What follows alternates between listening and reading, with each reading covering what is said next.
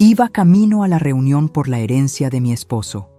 Cuando subí al auto, un hombre sin hogar corrió y gritó: «Señora, no encienda ese coche, su nuera». Se me hieló la sangre, pero cuando llegué a la reunión, la sanguijuela se desmayó al verme. Estaba a punto de encender el motor cuando lo escuché. Un grito desgarrador que atravesó la mañana como un cuchillo. «Señora, no encienda ese coche». Mis manos se congelaron sobre el volante. El corazón me golpeó el pecho con tanta fuerza que pensé que se me saldría. Giré la cabeza y lo vi. Un hombre sucio, desaliñado, con la ropa rasgada y el cabello grasiento pegado a la frente. Corría hacia mí con los brazos extendidos, como si intentara detener una tragedia. «Su nuera estuvo aquí anoche». Sentí que el aire se me escapaba de los pulmones. ¿Adriana? ¿Mi nuera Adriana había estado cerca de mi auto? ¿En la madrugada? El hombre golpeó la ventanilla con las palmas abiertas, dejando manchas de tierra sobre el cristal. Sus ojos, hundidos y enrojecidos, me miraban con una urgencia que no podía ignorar. No era la mirada de un loco. Era la mirada de alguien que había visto algo terrible. «No lo encienda, por favor. Vi lo que hizo». Bajé la ventanilla apenas unos centímetros, con la respiración entrecortada. ¿Qué viste?», susurré. Él retrocedió un paso, temblando. Ella y un hombre de traje. Abrieron el capó. Traían una bolsa pequeña. Yo estaba ahí, en la esquina. Nadie me ve, pero yo sí veo todo. Mis dedos soltaron las llaves. Cayeron sobre mi regazo con un ruido metálico que sonó demasiado fuerte en el silencio que siguió. Todo empezó a tener sentido de una manera horrible.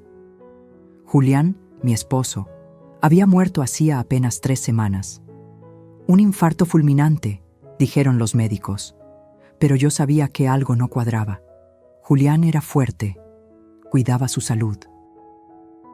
No bebía, no fumaba, y de repente se desvaneció en el hospital, rodeado solo por Adriana, solo por ella. Y ahora este hombre, este desconocido que vivía en las sombras de la ciudad, me decía que mi nuera había tocado mi auto en plena noche. «¿Por qué me lo dices?», le pregunté, todavía con la voz rota. Él bajó la mirada.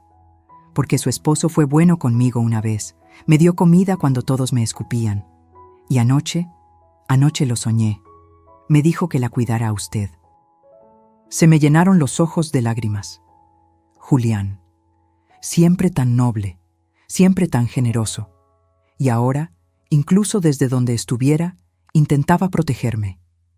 Salí del auto con las piernas temblando. El sol de la mañana me golpeó la cara, pero sentí frío. Un frío que venía desde adentro. Caminé hasta el frente del coche, abrí el capó con manos torpes y lo que vi me quitó el aliento. Un cable estaba cortado, no roto, cortado, con precisión. Y junto al motor, escondida entre las piezas metálicas, había una pequeña bolsa de plástico con un líquido transparente que olía a gasolina. Mi cuerpo entero comenzó a temblar. Si hubiera encendido ese motor, si hubiera presionado el acelerador, todo habría explotado. Yo habría explotado. Me dejé caer contra el auto, con las rodillas flojas y la vista nublada. Adriana quería matarme. Mi propia nuera, la mujer que abrazaba a mi hijo cada noche, la que me sonreía en cada cena familiar, la que me llamaba Mamá Elvira con esa voz dulce y falsa, había intentado asesinarme. Y lo peor de todo, tenía que ir a la notaría, esa misma mañana, a la lectura del testamento de Julián. Ella estaría ahí, sonriendo, esperando, creyendo que yo nunca llegaría. Si esta historia te atrapó desde la primera palabra, suscríbete a este canal para seguir descubriendo relatos de vida que te harán sentir, reflexionar y nunca olvidar. Cerré el capó con fuerza, sequé mis lágrimas con el dorso de la mano y miré al hombre que acababa de salvarme la vida. «¿Cómo te llamas?», le pregunté. «Todos me dicen el Flaco, señora». «Gracias, Flaco. Gracias por escuchar a Julián». Saqué todo el efectivo que tenía en mi bolso. No era mucho, pero era algo. Se lo puse en las manos. Vuelvo pronto, y cuando vuelva, quiero que me cuentes todo lo que viste, cada detalle. Él asintió, apretando los billetes contra su pecho como si fueran oro. Llamé a un taxi. No iba a arriesgar mi vida en ese auto. No todavía. Pero mientras el taxi avanzaba por las calles de la ciudad, una certeza fría y dura se instaló en mi pecho. Adriana había cometido un error. Me había subestimado. Creía que yo era solo una viuda vieja, débil, fácil de eliminar. Pero estaba equivocada, porque ahora yo sabía, y una mujer que sabe es peligrosa. La notaría me esperaba, mi nuera me esperaba, y yo iba a entrar por esa puerta como si nada hubiera pasado. Pero por dentro ya estaba en guerra, y esta vez no iba a perder. La sala de la notaría olía a papel viejo y a café recalentado. Las paredes color beige, los cuadros con marcos dorados, el escritorio de caoba. Todo parecía diseñado para dar solemnidad al momento. Pero yo no sentía solemnidad. Sentía náusea. Adriana ya estaba ahí cuando llegué, sentada junto a mi hijo Marcelo, con las piernas cruzadas y esa sonrisa perfecta que siempre usaba como máscara. Llevaba un vestido negro ajustado, discreto pero elegante, el cabello recogido en una coleta baja, aretes de perla, maquillaje impecable, la viuda perfecta, o eso quería parecer. Cuando me vio entrar, sus ojos se abrieron apenas un segundo más de lo normal. Fue un gesto casi imperceptible. Pero yo lo vi. Vi la sorpresa. Vi el miedo. Ella no esperaba que yo llegara viva. «Mamá». Marcelo se levantó de inmediato y me abrazó. Su cuerpo estaba tenso, cargado. Mi hijo había envejecido 10 años en 3 semanas. Tenía ojeras profundas, la barba sin arreglar, y cuando me apretó contra su pecho, sentí que temblaba. «Mi amor», susurré, acariciándole la espalda. «Estoy aquí». Adriana también se levantó. Caminó hacia mí con pasos medidos, casi teatrales, y me abrazó con esa calidez falsa que ya me revolvía el estómago. «Mamá Elvira», dijo con voz suave, «qué bueno que llegaste. Estábamos preocupados». Sus manos en mi espalda eran frías, su perfume demasiado dulce. Y cuando se separó, nuestros ojos se encontraron por un instante demasiado largo. Yo no aparté la mirada. Ella sí. «Bueno, comencemos». El licenciado Romero, un hombre de unos 60 años con lentes gruesos y corbata azul, abrió una carpeta de cuero sobre el escritorio. «Sé que este es un momento difícil para la familia Ortega, pero es necesario cumplir con los últimos deseos del señor Julián». A su lado, el joven abogado Germán Solís tomaba notas en silencio desde el rincón. Me senté frente al escritorio, Marcelo a mi derecha, Adriana a mi izquierda, tan cerca que podía escuchar su respiración. El licenciado comenzó a leer. Al principio, todo parecía normal. La casa principal quedaba a mi nombre. Las cuentas bancarias personales, también. Algunos terrenos en Puebla serían repartidos entre Marcelo y su hermana Sofía, que vivía en Monterrey y no pudo venir. Pero entonces llegó la parte que me hizo sentir como si el piso se abriera bajo mis pies. Y conforme a la disposición testamentaria modificada el 12 de agosto del año pasado. El licenciado hizo una pausa y me miró por encima de sus lentes. Sí. Las propiedades ubicadas en la colonia Roma, la bodega en Tlalnepantla y el departamento en Polanco quedan a nombre de la señora Adriana Salazar de Ortega. Silencio. Un silencio tan pesado que podía sentirlo aplastándome el pecho. ¿Qué? Mi voz salió apenas como un susurro. El licenciado carraspeó incómodo. Fue una modificación hecha por el señor Julián 3 meses antes de su fallecimiento, firmada ante notario. Aquí está la documentación. Empujó unos papeles hacia mí. Mis manos temblaban tanto que apenas podía sostenerlos. Ahí estaba, la firma de Julián, su nombre, la fecha. Pero algo no cuadraba. Julián jamás me habría ocultado algo así. Jamás habría dejado propiedades millonarias a nombre de Adriana sin siquiera mencionármelo. Éramos un equipo, siempre lo fuimos. Mamá, papá me lo comentó. La voz de Marcelo sonó cansada, casi derrotada. Dijo que Adriana había sido un gran apoyo para él en los últimos meses, que quería asegurar nuestro futuro. Me giré hacia mi hijo con el corazón desgarrado. ¿Y tú lo sabías? ¿Lo sabías y no me dijiste nada? Marcelo bajó la mirada. No quería preocuparte. Pensé que papá te lo diría cuando fuera el momento. Adriana puso su mano sobre la de Marcelo. Un gesto posesivo, territorios marcados. Elvira, yo sé que esto es una sorpresa, dijo con esa voz controlada, casi compasiva. Pero Julián confiaba en mí. Él sabía que yo cuidaría de Marcelo, y de ti también, por supuesto. Sus palabras eran veneno envuelto en terciopelo. Me levanté de la silla. Las piernas me pesaban como si cargara piedras. Necesito aire. Salí de la sala antes de que alguien pudiera detenerme. El pasillo de la notaría era estrecho y frío. Me apoyé contra la pared, intentando respirar, intentando pensar. 3 propiedades, millones de pesos, a nombre de Adriana. Y ella había intentado matarme esa misma mañana. ¿Por qué? ¿Qué más quería? ¿Qué más le faltaba por quitarme? La respuesta llegó clara, brutal. Ella quería todo. Escuché pasos detrás de mí. Era Adriana. Salió de la sala con esa sonrisa inquebrantable, como si nada en el mundo pudiera tocarla. Elvira, entiendo que estés sorprendida, pero esto es lo que Julián quería. Deberíamos respetar su voluntad, ¿no crees? La miré fijamente. Cada músculo de mi cuerpo estaba tenso. ¿Tú estuviste cerca de mi auto anoche? Su sonrisa vaciló. Solo por un segundo, pero fue suficiente. ¿Qué? No, ¿por qué habría de...?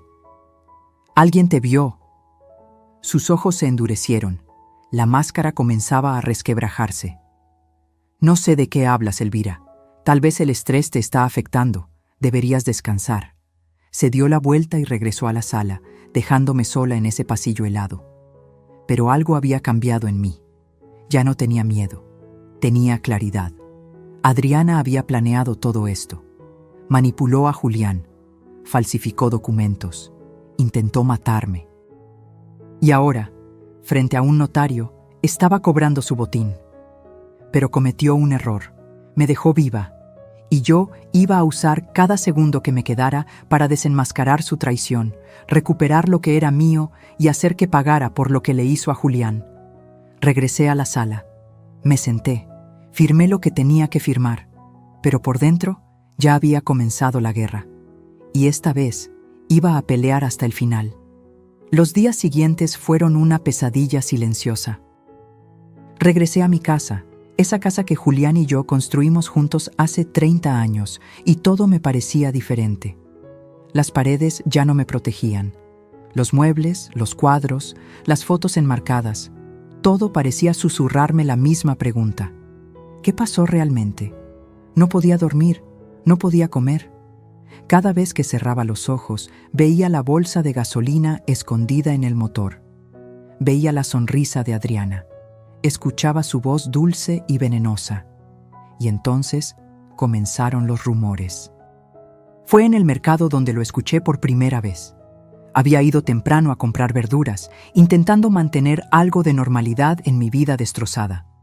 La señora Lupita, que vende chiles y jitomates en el puesto de la esquina, me saludó con esa sonrisa incómoda que la gente pone cuando no sabe qué decir. «Doña Elvira, qué gusto verla. ¿Cómo está?» «Aquí, Lupita. Poco a poco». Ella asintió, pero su mirada evitaba la mía. Acomodó los jitomates en la charola, nerviosa. «Oiga, ¿es cierto que...?» Se detuvo. Tragó saliva. «No, perdón. No debería meterme». Algo en mi pecho se tensó. «¿Qué es cierto, Lupita?» Ella bajó la voz, acercándose apenas. «Dicen que don Julián no murió de infarto, que algo raro pasó en el hospital. Me quedé helada. La bolsa de verduras casi se me cae de las manos. ¿Quién dice eso? Es que la gente habla, doña Elvira. Dicen que su nuera iba todos los días al hospital, sola, y que los doctores nunca supieron explicar bien qué pasó. Un hombre tan sano. Así nomás. Hizo un gesto con la mano, como si algo se desvaneciera en el aire. No le respondí. Pagué, tomé mis cosas y salí de ahí con el corazón latiéndome en los oídos. Pero no terminó ahí. En la farmacia, la cajera me miró con lástima. En la panadería, 2 señoras dejaron de hablar en cuanto entré. Y en la esquina de mi calle vi a la vecina del número 12, doña Carmela, platicando con otra mujer. Cuando me vieron pasar, bajaron la voz y se voltearon. Pero alcancé a escuchar. Dicen que la nuera ya se quedó con 3 propiedades. Pobre doña Elvira. Y ella que la trataba como a una hija. Cada palabra era una puñalada. No era solo que Adriana me hubiera traicionado, era que toda la colonia lo sabía, o al menos lo sospechaba.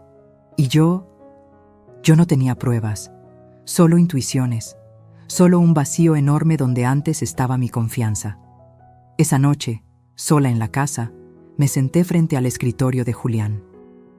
Era un mueble antiguo de madera oscura, con cajones profundos y una lámpara de escritorio que él usaba para revisar contratos.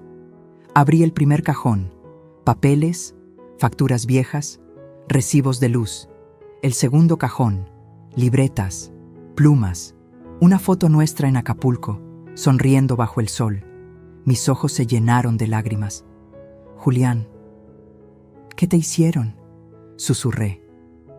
Entonces vi algo que no había notado antes. En el tercer cajón, hasta el fondo, había una carpeta manila. Estaba escondida debajo de unos planos arquitectónicos viejos. La saqué con manos temblorosas. Adentro había estados de cuenta bancarios, pero no eran los que yo conocía. Era una cuenta que nunca había visto, a nombre de Julián y de Adriana. Sentí que el mundo se detenía. Movimientos bancarios, transferencias, 2 millones de pesos retirados en agosto, otro millón en septiembre, y luego, justo una semana antes de que Julián muriera, otra transferencia de 3 millones. 8 millones en total, 6 movidos antes de su muerte y 2 después. Sin mi conocimiento, busqué las fechas, las comparé con mi calendario. Todas esas transferencias se hicieron en días en que yo estaba fuera, visitando a mi hermana en Querétaro, en un retiro espiritual en Tepoztlán. Adriana había esperado el momento perfecto. ¿Y Julián? ¿Julián lo sabía? ¿O ella lo había engañado a él también? Mis manos temblaban tanto que los papeles se arrugaban entre mis dedos. Entonces sonó el teléfono. Era un número desconocido. Dudé, pero contesté. ¿Señora Elvira Montes? Sí, ¿quién habla? Soy el doctor Vargas. Trabajé en el Hospital San Rafael cuando su esposo estuvo internado. Mi respiración se cortó. ¿Qué necesita, doctor? Hubo una pausa larga, demasiado larga. Necesito hablar con usted, en persona. Hay algo que debió haberse investigado en su momento. Pero nadie quiso escucharme. El corazón me golpeaba tan fuerte que sentía el pulso en las sienes. ¿De qué está hablando? De las últimas horas de su esposo, de lo que encontramos en su sangre y de quién estuvo con él cuando todo pasó. Cerré los ojos. Las lágrimas corrieron libres, calientes, furiosas. Dígame dónde y cuándo. Mañana, a las 3 de la tarde, en la cafetería frente al hospital. Venga sola. Colgó. Me quedé ahí, sentada en el escritorio de Julián, con los estados de cuenta esparcidos frente a mí y el teléfono todavía en la mano. Los rumores eran ciertos. Algo horrible había pasado, y todos lo sabían, pero nadie se atrevía a decirlo en voz alta, menos yo, porque yo ya no iba a callar. Mañana me enteraría de la verdad, de toda la verdad, y si Adriana había matado a mi esposo, si había envenenado sus últimos días de vida para robarme todo. Entonces ella también tendría que pagar.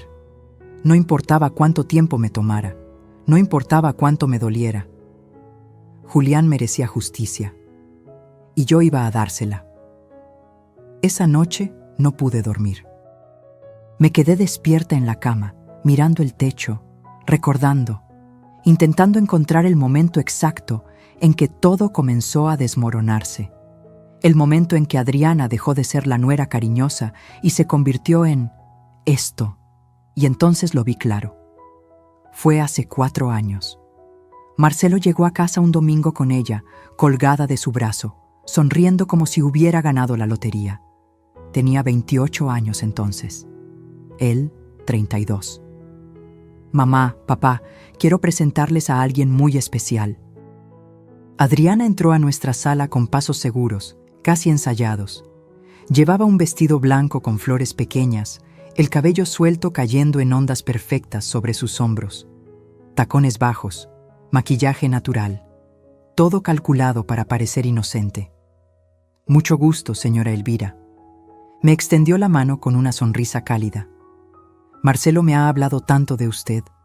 Julián quedó encantado desde el primer momento. «Qué muchacha tan educada», me dijo después cuando ellos se fueron. «Y se nota que quiere a nuestro hijo». Yo no dije nada, pero algo en mi estómago no estaba tranquilo. Tal vez fue la forma en que sus ojos recorrieron la casa cuando entró, no con curiosidad, con evaluación, como si estuviera midiendo cada mueble, cada cuadro, cada centímetro de nuestra vida. Tal vez fue la manera en que tocó el jarrón de porcelana de la entrada y preguntó, con esa voz dulce, ¿esto es antiguo? Debe valer una fortuna. O tal vez fue simplemente instinto de madre. Ese cosquilleo incómodo que te dice, esta persona no es lo que aparenta.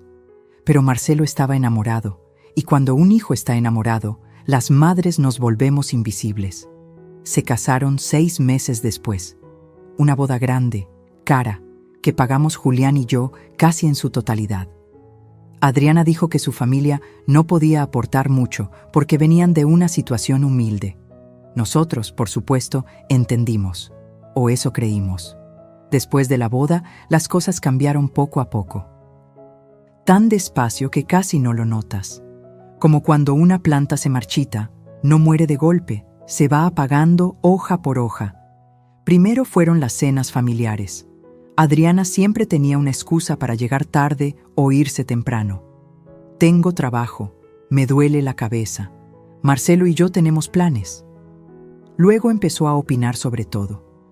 Suegra, ¿no cree que esta sala necesita una renovación? Se ve un poco anticuada. Julián, he visto unas propiedades increíbles en Polanco. Deberían invertir antes de que suban más de precio. Marcelo me contó que tienen terrenos en Puebla. ¿No sería mejor venderlos y poner ese dinero a trabajar? Siempre hablaba de dinero, de inversiones, de propiedades. Y Julián, que era un hombre noble pero confiado, empezó a escucharla. Es inteligente, Elvira, me decía. Tiene visión para los negocios. Yo intenté advertirle, más de una vez. Julián, esa muchacha solo habla de dinero. ¿No te parece extraño? Él se reía. Estás exagerando, mi amor. Solo quiere ayudar. Pero yo no exageraba. Recuerdo el día en que encontré una tarjeta de crédito en el bolsillo de la chamarra de Julián. Una tarjeta que no reconocí. La revisé. Estaba a nombre de él, pero Adriana era la usuaria adicional. Gastos, cientos de miles de pesos en ropa, restaurantes, viajes, todo pagado por mi esposo. Cuando lo confronté, Julián se puso incómodo. Le presté la tarjeta un par de veces, para emergencias. ¿Emergencias? Le mostré el estado de cuenta. ¿Un bolso de 50,000 pesos es una emergencia? Elvira, por favor, es la esposa de nuestro hijo. ¿Qué quieres que haga? ¿Que le diga que no? Esa fue la primera vez que peleamos por ella, y no fue la última. Adriana comenzó a visitar a Julián en su oficina. Solo para pedirle consejos, decía Marcelo. Pero yo sabía que había algo más. Veía cómo mi esposo llegaba a casa cada vez más callado, más distante. Un día lo encontré en su estudio, con la cabeza entre las manos. ¿Qué pasa, mi amor? Nada. Estoy cansado. Julián, háblame. Él levantó la vista. Sus ojos estaban cansados, tristes. Firmé unos papeles que tal vez no debí firmar. Mi corazón se detuvo. ¿Qué papeles? Adriana me pidió que le ayudara con una inversión. Dijo que era urgente, que Marcelo estaba preocupado por el futuro. Yo solo quería ayudar. ¿Cuánto? 2 millones. Sentí que el piso se abría bajo mis pies. Julián. ¿Estás loco? Ya sé que fue una estupidez, pero ella dijo que lo devolvería, que era solo temporal. Por supuesto, nunca devolvió nada, y cuando intenté hablar con Marcelo, él me defendió a ella. Mamá, estás siendo injusta. Adriana no es así. Tú no la conoces como yo. Marcelo, abre los ojos. Esa mujer está usando a tu padre. ¡Ya basta! Su voz explotó en la sala. Siempre has desconfiado de ella, desde el primer día. ¿Sabes qué? Adriana tenía razón. Dijo que nunca me aceptaría ser feliz. Esas palabras me rompieron, porque no eran las palabras de mi hijo, eran las palabras de ella, saliendo de su boca. Adriana lo había envenenado, no con sustancias, con ideas, con mentiras, con esa habilidad terrible que tienen algunas personas para hacerte dudar de tu propia realidad. Y mientras yo perdía a mi hijo, Julián se enfermaba. Empezó con cansancio, luego mareos, luego dolores de estómago que los doctores no lograban explicar. ¿Es estrés?, decían. Descanse más. Pero yo sabía que no era estrés, porque cada vez que Adriana lo visitaba, Julián empeoraba. Hasta que un día, en el hospital, mientras yo estaba en Querétaro visitando a mi hermana enferma, Julián tuvo un paro cardíaco fulminante, y la única persona que estaba con él en ese momento era Adriana. Ahora, sentada en mi cama, con las sábanas frías y la casa en silencio, entendí todo. Adriana no había entrado a esta familia por amor. Había entrado a destruirnos. Y lo peor de todo, lo había logrado. Pero todavía quedaba una cosa que no pudo quitarme: mi voluntad de pelear. Mañana me reuniría con el doctor Vargas. Mañana sabría la verdad sobre lo que pasó en ese hospital. Y cuando tuviera las respuestas, Adriana descubriría que subestimó a la mujer equivocada. Porque una madre puede perdonar muchas cosas, pero nunca perdonará a quien le arrebató al amor de su vida. Y yo acababa de decidir que el perdón ya no era una opción. A la mañana siguiente desperté con una certeza helada en el pecho. Necesitaba pruebas, necesitaba algo concreto, tangible, que no pudiera ser ignorado o desechado como paranoia de viuda. Algo que incluso Marcelo no pudiera negar. Y ese algo estaba en mi cochera. Bajé las escaleras todavía en bata, con el cabello recogido en una trenza despeinada. El sol apenas comenzaba a colarse por las ventanas, tiñendo todo de naranja pálido. La casa olía a café viejo y a silencio. Me preparé una taza de té que no me tomé. Mis manos temblaban demasiado. A las 8 de la mañana llamé a don Servando. Él había sido el mecánico de confianza de Julián por más de 20 años. Un hombre de 60 y tantos, con manos manchadas de grasa y una honestidad a prueba de todo. Si alguien podía decirme la verdad sobre lo que había en mi auto, era él. «Doña Elvira», su voz sonó sorprendida al otro lado de la línea. «¿Cómo está? Cuánto lo siento por don Julián». «Gracias, Servando. Necesito que vengas a mi casa. Es urgente. ¿Le pasa algo al coche?» «No lo sé. Eso es lo que necesito que me digas». Hubo una pausa. «Voy para allá». Llegó media hora después, en su camioneta destartalada que olía a aceite quemado y a cigarro. Traía su caja de herramientas y esa expresión seria que ponía cuando las cosas eran importantes. «Muéstreme el auto, doña». Lo llevé a la cochera. Mi sedán gris estaba estacionado en el mismo lugar donde lo dejé después del grito del flaco. No lo había tocado desde entonces, no me había atrevido. Servando se agachó frente al capó, lo abrió con cuidado y durante varios minutos no dijo nada. Solo revisaba, tocaba, movía cables. Su ceño fruncido se fue haciendo cada vez más profundo. «Dios santo», murmuró. Mi estómago se contrajo. «¿Qué pasa?». Él sacó una linterna pequeña de su bolsillo y alumbró hacia el motor. Luego se volteó hacia mí con una expresión que nunca le había visto. Miedo puro. «Doña Elvira, ¿usted encendió este coche después de estacionarlo aquí?». «No, alguien me advirtió que no lo hiciera». «Gracias a Dios». Se limpió las manos en un trapo sucio y me hizo una seña para que me acercara. «Venga, mire esto». Me acerqué, aunque cada paso me costaba trabajo. No quería ver, pero tenía que hacerlo. Servando señaló un cable cortado limpiamente, casi quirúrgicamente. Este es el cable que conecta el sistema de encendido con la bomba de combustible.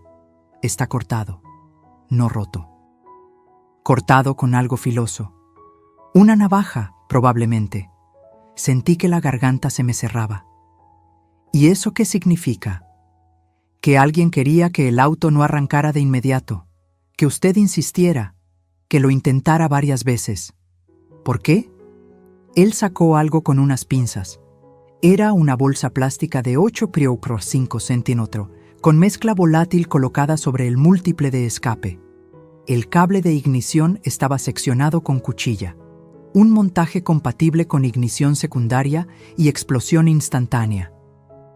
Mi respiración se detuvo. ¿Qué habría pasado si yo hubiera insistido en encenderlo? Servando me miró directo a los ojos. El calor habría derretido la bolsa, el líquido habría caído sobre el motor caliente, y con las chispas del arranque, hizo una pausa. Habría explotado, doña Elvira. Usted habría explotado. Las piernas me fallaron. Tuve que apoyarme contra la pared de la cochera para no caer. El mundo daba vueltas. ¿Estás seguro? Completamente. Esto no es un accidente. Esto no es vandalismo de algún chamaco idiota. Esto es... Tragó saliva. Intento de asesinato. Las palabras quedaron suspendidas en el aire, pesadas como piedras. Intento de asesinato. Alguien había querido matarme. Alguien había planeado que yo muriera quemada dentro de mi propio auto, en mi propia cochera, sin testigos, sin escapatoria. Y ese alguien era Adriana. Servando. Mi voz salió como un susurro roto. Necesito que documentes todo esto, fotos, videos, lo que sea necesario. Ya lo estaba pensando. Sacó su celular. Voy a grabar todo. Y luego deberíamos llamar a la policía. No, todavía no. Él me miró confundido. Doña Elvira, esto es grave. Si alguien intentó... Lo sé, pero necesito más pruebas. Necesito que esto sea irrefutable, porque la persona que hizo esto, me temblaba la voz, es mi nuera. Y si voy a acusarla, necesito que no haya ninguna duda, ninguna. Servando cerró el capó con cuidado, como si el auto fuera una bomba que todavía pudiera explotar. «Su nuera, Adriana», asentí. Un hombre sin hogar la vio a ella y a otro hombre, aquí en la madrugada, manipulando el auto. Servando negó con la cabeza, incrédulo. «Dios mío, pero, ¿por qué? ¿Qué gana ella con...?» «Todo». Las lágrimas comenzaron a rodar por mis mejillas. «Gana todo. La herencia, las propiedades, el control total sobre mi hijo. Si yo desaparezco, ella se queda con todo». Servando maldijo entre dientes. Guardó sus herramientas con movimientos bruscos, furioso. «Esto no se va a quedar así, doña Elvira. No voy a permitir que le pase nada. No va a pasarme nada», dije limpiándome las lágrimas con el dorso de la mano. «Porque ahora sé lo que ella es capaz de hacer. Y ya no voy a darle otra oportunidad». Servando terminó de grabar todo. Me pasó los videos a mi celular. Cada cable cortado, cada ángulo de la bolsa derretida, cada centímetro de evidencia. «¿Qué van a hacer ahora?», me preguntó antes de irse. «Voy a reunirme con alguien. Un doctor que trabajó con Julián en el hospital, y después Después voy a armar un caso tan sólido que ni el mejor abogado del mundo pueda defenderla. Servando puso una mano sobre mi hombro. Don Julián estaría orgulloso de usted. Esas palabras me rompieron y me reconstruyeron al mismo tiempo. Cuando se fue, me quedé en la cochera, mirando ese auto que casi se convierte en mi ataúd. Y algo dentro de mí cambió para siempre. Ya no era solo dolor lo que sentía, era furia. Una furia fría, calculada, implacable. Adriana había intentado borrarme de este mundo. Había intentado convertirme en cenizas para quedarse con todo lo que Julián y yo construimos. Pero cometió un error fatal. Me subestimó. Creyó que una viuda de 68 años sería fácil de eliminar. Creyó que nadie me escucharía. Creyó que podía salirse con la suya. Pero estaba a punto de descubrir que la mujer más peligrosa del mundo es aquella que ya no tiene nada que perder. Y yo acababa de perderlo todo. Guardé los videos. Más adelante Rafael los presentaría a la policía. Ahora solo me quedaba una misión: hacer justicia. Y no pararía hasta verla pagar por cada lágrima, cada mentira, cada traición. El juego apenas comenzaba. Y esta vez, las reglas las pondría yo. Tenía 3 horas antes de mi reunión con el doctor Vargas. 3 horas que decidí usar para encontrar al flaco. Él era la única persona que había visto a Adriana esa noche. El único testigo de su crimen. Y necesitaba su testimonio completo, cada detalle, cada palabra que pudiera recordar. Porque si iba a enfrentarme a ella, necesitaba armas. Y los testigos son las mejores armas. Salí de mi casa con el sol ya alto en el cielo. Llevaba mi bolsa cruzada al hombro, dinero en efectivo, y una determinación que me quemaba por dentro como fuego. Lo busqué primero en la esquina donde lo había visto aquella mañana. No estaba. Pregunté a un vendedor ambulante de elotes. ¿Ha visto a un hombre flaco, con ropa sucia, que suele estar por aquí? El vendedor me miró con desconfianza. ¿Para qué lo busca? Me salvó la vida. Quiero agradecerle. Su expresión se suavizó. A veces lo veo por el mercado, o en el parque, cerca de las bancas del fondo. Ahí duermen varios. Le agradecí y caminé hacia el mercado. Mis piernas ya no eran tan fuertes como antes, pero la urgencia me daba fuerza. Pasé por los puestos de frutas, de carnes, de pan. El olor a tortillas recién hechas se mezclaba con el de las flores y el pescado. Y entonces lo vi.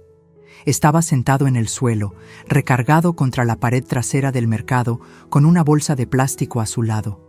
Tenía la cabeza gacha, los ojos cerrados. Por un momento pensé que dormía, pero cuando me acerqué, levantó la vista. Sus ojos me reconocieron al instante. «Señora», murmuró intentando levantarse. «No, no, quédate ahí». Me agaché frente a él, ignorando el dolor en mis rodillas. «Vine a buscarte». Él parpadeó, confundido. ¿A mí? Sí, necesito que me cuentes todo lo que viste esa noche, todo, sin omitir nada. El flaco tragó saliva. Sus manos temblaban. «Ya le dije, señora. Vi a su nuera y a un hombre. Pero necesito más. ¿A qué hora exactamente? ¿Cómo era ese hombre? ¿Qué más hicieron?» Él bajó la mirada, nervioso. «Yo no quiero problemas». Saqué mi cartera y puse 5 billetes de 500 pesos en su mano. Sus ojos se abrieron como platos. «No es por problemas. Es por justicia. Ese dinero es tuyo. Y habrá más si me ayudas a detenerla». Se quedó mirando los billetes como si no pudiera creer que fueran reales. Luego los guardó rápidamente en su bolsillo y respiró hondo. «Está bien, le cuento todo. Adelante». Fue como a las 2 de la mañana. Yo estaba ahí, en la esquina de su calle. Siempre duermo ahí porque hay menos policías que me corran. Estaba medio dormido cuando escuché un carro que se estacionaba cerca de su casa. Me asomé. Era un auto negro, elegante. Bajaron 2 personas, una mujer y un hombre. ¿Cómo era el hombre? Alto. Vestía traje oscuro, cabello corto. No pude verle bien la cara porque llevaba gorra, pero caminaba como alguien acostumbrado a mandar. ¿Me entiende? con la espalda derecha, sin miedo. Asentí, absorbiendo cada palabra. ¿Y la mujer?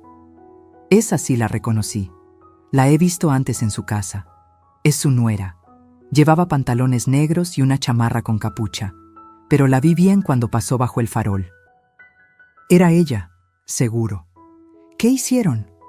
Se acercaron a su coche. El hombre abrió el capó. No sé cómo. Tal vez traía herramientas. Estuvieron ahí como 10 minutos. Ella alumbraba con el celular. Él metía las manos en el motor. Hablaban bajito, pero yo alcanzaba a escuchar un poco. ¿Qué decían? El flaco cerró los ojos concentrándose. Ella decía, ¿ya está? Y él respondió, sí, pero tienes que asegurarte de que lo intente encender varias veces. Si no, no funcionará. Y ella dijo, lo hará. Siempre es terca. Y luego se rieron. La sangre se me heló en las venas. Terca. Ella me conocía. Sabía que si mi auto no encendía a la primera, insistiría. 1, 2, 3 veces, hasta que explotara. ¿Algo más? Mi voz salió apenas como un hilo. Sí, antes de irse, ella le dio algo, un sobre, y el hombre dijo, con esto quedamos a mano. Luego subieron al auto y se fueron. ¿Viste las placas? No, señora, estaba muy oscuro, pero el auto era un BMW, de esos nuevos, negro, con rines cromados. Abrí mi bolso y saqué mi celular. ¿Podrías reconocer al hombre si lo volvieras a ver? Tal vez. No sé. Como le digo, no le vi bien la cara. ¿Y si te muestro fotos? Puede ser. Empecé a pensar. ¿Quién era ese hombre? ¿Un cómplice? ¿Un amante? ¿Alguien a quien Adriana le pagaba para hacer su trabajo sucio? Flaco, necesito que hagas algo por mí. Algo muy importante. Él me miró con esos ojos cansados pero atentos. Dígame. Quiero que vengas conmigo a un lugar seguro. Voy a pagarte un cuarto de hotel por unos días y necesito que escribas todo lo que me acabas de contar, con todos los detalles que recuerdes. ¿Puedes hacerlo? Yo no escribo muy bien, señora. No importa, yo te ayudo, pero necesito que tu testimonio quede registrado, porque llegará el momento en que tendrás que repetir esto frente a otras personas. ¿Entiendes? Él asintió lentamente. ¿Frente a la policía? Tal vez. ¿O frente a un juez? El flaco se puso pálido. Señora, yo no puedo meterme en esas cosas. Tengo antecedentes, robos pequeños, nada grave, pero si me ven en una corte, no te va a pasar nada. Le puse una mano sobre el hombro. Te lo prometo, yo te voy a proteger. Pero necesito que me ayudes, porque esa mujer no solo intentó matarme a mí, también mató a mi esposo, y si no la detenemos, lo volverá a hacer. Sus ojos se llenaron de algo parecido a la compasión. Su esposo fue bueno conmigo, me trató como persona, no como basura. Entonces, ayúdame a hacer justicia por él. Hubo un largo silencio. El ruido del mercado continuaba a nuestro alrededor. Voces, risas, el golpeteo de los cuchillos contra las tablas de madera. Pero en ese pequeño rincón, solo estábamos él y yo, conectados por una verdad terrible. Finalmente, el flaco asintió. Está bien, lo haré. Le ayudé a levantarse. Era más ligero de lo que pensaba, pura piel y huesos. Lo llevé a un hotel modesto pero limpio, cerca del centro. Pagué por una semana. Le compré ropa nueva, jabón, comida. Y esa tarde, sentados en la pequeña habitación con olor a detergente, escribimos juntos su testimonio. Cada palabra, cada detalle, cada segundo de esa noche maldita. Cuando terminamos, le tomé una foto con mi celular, sosteniéndolo en sus manos. Su firma al final. Guárdalo bien, le dije. Este papel puede cambiar todo. Él lo dobló con cuidado y lo metió debajo del colchón. Señora, ¿de verdad cree que esto sirva de algo? Lo miré directo a los ojos. Flaco, tú eres la única persona en el mundo que vio lo que ella hizo. Eres invisible para la sociedad, lo sé, pero en este momento eres la persona más importante de mi vida, porque tú tienes la verdad, y la verdad siempre, siempre termina ganando. Él sonrió por primera vez, una sonrisa rota, pero real. Gracias por creerme, señora. Gracias a ti por tener el valor de hablar. Salí del hotel con el corazón más ligero. Tenía un testigo, tenía pruebas del auto. Y en una hora tendría las respuestas sobre lo que pasó en el hospital. Adriana había construido su imperio sobre mentiras, pero yo estaba a punto de derrumbarlo, pieza por pieza, hasta que no quedara nada. Llegué a la cafetería frente al hospital 15 minutos antes de las 3. Me senté en una mesa junto a la ventana, desde donde podía ver la entrada del San Rafael. Ese edificio blanco de 5 pisos que alguna vez me pareció un lugar de esperanza, ahora se veía como un mausoleo. Ahí dentro había muerto Julián. Ahí dentro, Adriana lo había dejado morir. Pedí un café que no me tomé. Solo lo sostuve entre mis manos, sintiendo el calor del vaso desechable, intentando calmar el temblor que no se iba. A las 3 en punto, un hombre entró a la cafetería. 50 y tantos años, cabello entrecano, bata médica debajo de una chamarra gris, lentes redondos, mirada seria. Me buscó con los ojos. Cuando me vio, asintió. Se acercó a mi mesa y extendió la mano. Señora Montes. Soy el doctor Vargas. Gracias por venir. Se sentó frente a mí, pidió un café negro y durante un momento no dijo nada. Solo me miraba, evaluándome, como si intentara decidir si yo era lo suficientemente fuerte para escuchar lo que tenía que decir. Finalmente habló. No debería estar aquí. Lo que voy a contarle podría costarme mi trabajo, tal vez incluso mi licencia. Pero no puedo seguir callando. Mi corazón latió más rápido. Dígame la verdad, por favor. Él sacó una carpeta delgada de su mochila, la puso sobre la mesa y la abrió con cuidado. Dentro había hojas impresas, estudios médicos, gráficas. Su esposo llegó al hospital el 18 de septiembre. Se quejaba de mareos, dolor abdominal, náuseas. Pensamos que era gastritis aguda. Lo internamos para hidratarlo y hacerle estudios. Asentí. Todo eso ya lo sabía. Durante los primeros 2 días, su condición era estable, incómoda pero estable. Pero entonces, hizo una pausa. Empezó a empeorar. Rápido. Demasiado rápido. ¿Qué pasó?